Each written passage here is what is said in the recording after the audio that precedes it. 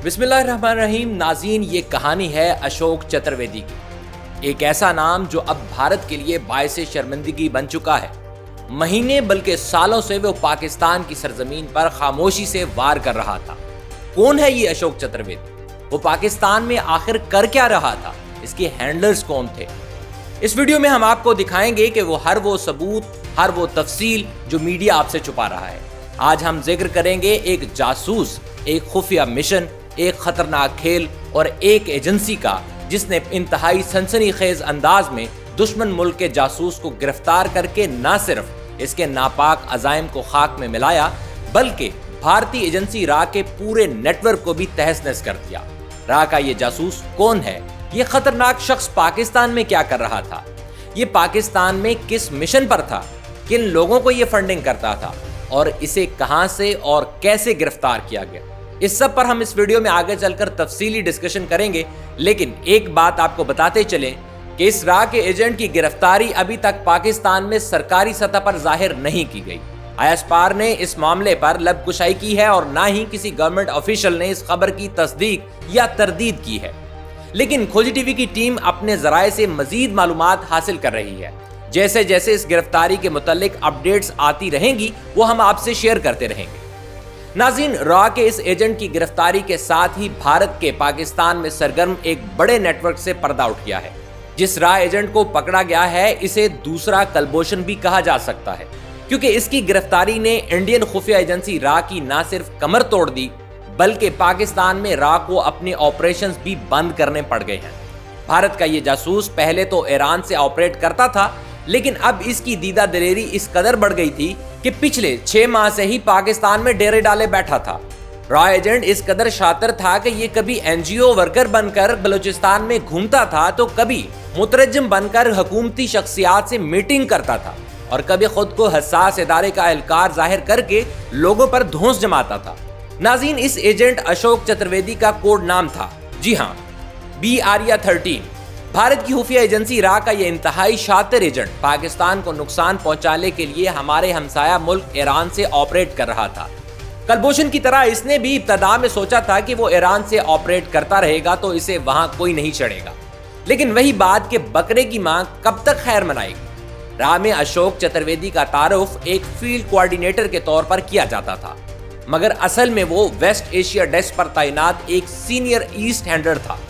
Tehran में इसने crafts of silk route के नाम से एक दरामदी कंपनी कायम कर रखी थी। बज़ाहिर तो ये कंपनी बलोच जेवरात, ईरानी कालीन और जाफरान की तिजारत करती थी, मगर दरपर्दा ये दफ्तर दहशतगर्द गिरोहों को लॉजिस्टिक सपोर्ट फराहम करता था। यही जगह बीएलए के छापा मारों को satellite phones, night vision goggles और जदीद रूसी राइफल्स की तरसील का खुफिया गोदाम बनी हुई थी। अब हम आते हैं इस तरफ कि अशोक ने रा चतुर्वेदी को क्या टास्क सौंपा और इससे किस मिशन पर इसे रवाना किया गया। नाज़रीन, साल था 2023, महीना था दिसंबर। नई दिल्ली डिजिटल वॉरफेयर सेल से अशोक को एक नया मिशन सौंपा गया। वो मिशन था बलोच डिजिटल स्पेस में एंटी पाकिस्तान बयानिए का सैलाब लाना, यानी कि बलोचिस्तान में मशरकी पाकिस्तान की तरह अलहदगी का माहौल बनाना, बलोच नौजवानों को आज़ादी के झूठे ख्वाब दिखाकर अपना मकसद पूरा करना। इसके लिए 500 जायद जाली एक्स फेसबुक और टेलीग्राम अकाउंट्स बनाए गए। हर अकाउंट एक अलग बलोच नाम से बनाया गया। हर एक अकाउंट से मुख्तलिफ अलमिया या फर्जी दास्तान घड़ी गई। मिसाल के तौर पर जिब्रान बुक्टी नामी अकाउंट से कहानी घड़ी गई कि इसके भाई को लापता किया गया और फिर इसकी तलाश में उसके घर पर छापे मारे गए, खवातीन से बदसलूकी की गई, वगैरह वगैरह। इस तरह की फर्जी और झूठी कहानियां घड़ी गई जिनका सिर्फ एक मकसद था कि पाकिस्तान मुखालिफ प्रोपेगेंडा किया जाए और बलूचिस्तान में बगावत की आग भड़काकर नाम निहाद आज़ादी की तहरीक शुरू कराई जा सके।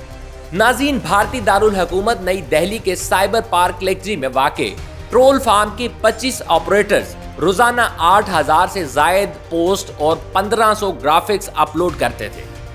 जाहिरी तौर पर बलोच लहजे में लिखे गए ये प्रोफाइल्स दरअसल दिल्ली यूनिवर्सिटी के तारीख के तलबा, चंद जुज वक्ती मुलाजमैन और रिटायर्ड आर्म फोर्सेस के साइबर शौकीन अफराद के हाथों में थे। वहीं से इन्हें ऑपरेट किया जा रहा था और जाली तस्वीरों, वीडियोस और कहानियों से बलोच नौजवानों के मासूम ज़हनों को आलूदा किया जा रहा था। اس دوران اشوک چترویدی نے بلوچ یکدہتی کمیٹی کے کچھ ناراض ارکان تک رسائی حاصل کی۔ انہیں خفیہ گیٹ وے فنڈ سے چھوٹے کرپٹو والیٹس بھیجے گئے جن کا تبادلہ ایرانی تبادلہ بازار کے ذریعے ہوتا۔ شرط صرف اتنی تھی کہ بلوچ یکجہتی کمیٹی کے تحت ہونے والے لانگ مارچ یا احتجاجی مظاہروں کی تصویر #ٹرینڈ میں فری بلوچستان کے ساتھ پاکستان آرمی آؤٹ بھی لکھا جائے۔ دوستو، یہ تو تھا اشوک چترویدی کا مختصر بیک گراؤنڈ کہ وہ کون تھا اور پاکستان میں کیا کر رہا تھا۔ اب ذکر کرتے ہیں اس کی گرفتاری کا، جو پاکستانی سیکیورٹی فورسز کے ہاتھوں انتہائی ڈرامائی انداز میں کی گئی۔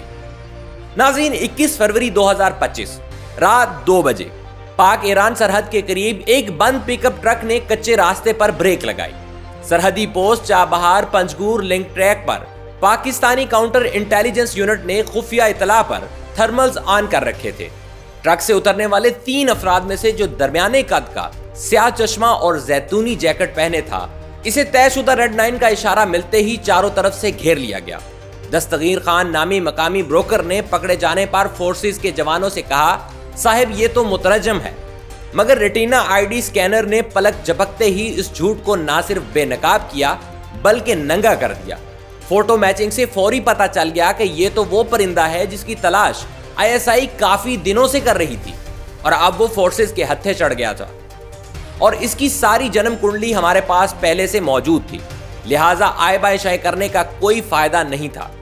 دوران تفتیش اشوک چترویدی کو سب راز اگلنے پڑ گئے۔ ناظرین، اس نے بتایا کہ اس کی نگرانی میں چلنے والے ڈیجیٹل سیل کے تحت ٹوٹل 532 جعلی اکاؤنٹس آپریٹ کیے جا رہے تھے، جس میں سے 118 بلوچی، 263 انگریزی، باقی فارسی اور عربی زبانوں میں تھے۔ روزانہ کی بنیاد پر تقریباً ان اکاؤنٹس پر 9 ملین امپریشنز آتے تھے۔ اس گروپ کی مالی فنڈنگ کے لیے UAE کی ایک شیل کمپنی قائم کی گئی تھی، جبکہ ایرانی کرپٹو ڈیسک اور مقامی حوالہ ہنڈی آپریٹرز کو بھی استعمال کیا جاتا تھا۔ بلوچ یکجہتی کمیٹی میں ڈاکٹر مدیحہ بلوچ اور DJ نذر اشوک چترویدی کے سہولتکار تھے۔ ان دونوں کو بھی تحویل میں لے لیا گیا ہے۔ صرف یہی نہیں بلکہ اشوک چترویدی نے انٹیروگیشن میں اعتراف کیا کہ اس نے BLA کو 7 خودکش jackets, 20 third generation night vision units اور ایک پورٹیبل ڈرون جیمر فراہم کیا۔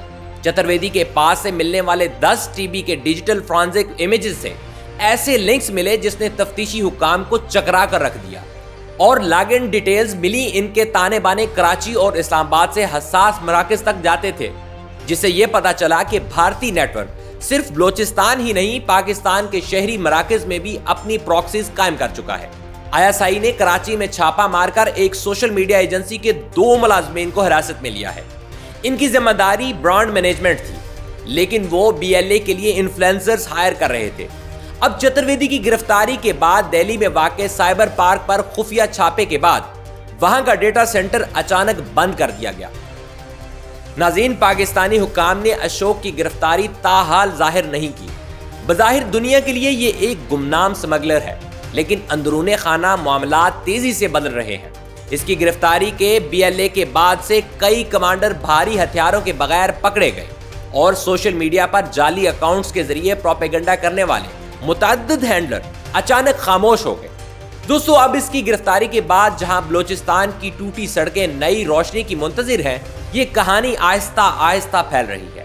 ایک بڑا شکار محفوظ ہاتھوں میں ہے اور اس کے 500 سائے ایک ایک کر کے بجھائے جا رہے ہیں۔